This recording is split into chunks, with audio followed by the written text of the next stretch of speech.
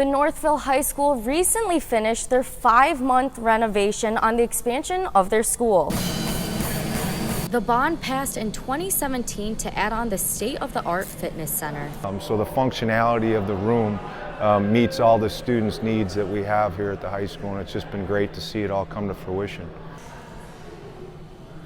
When people walk in, their eyeballs pop out. There's been positive reactions. They can't believe the look of this place and then the opportunities it has for our students.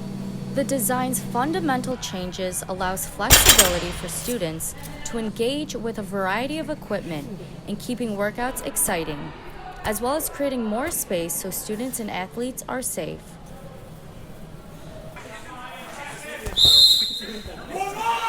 Compared to thinking about like this room here was our previous fitness center.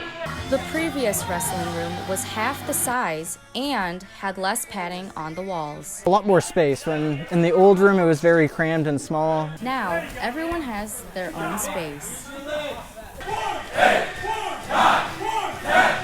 The school's improvements on the fitness center has definitely become a focal point on 6 Mile Road.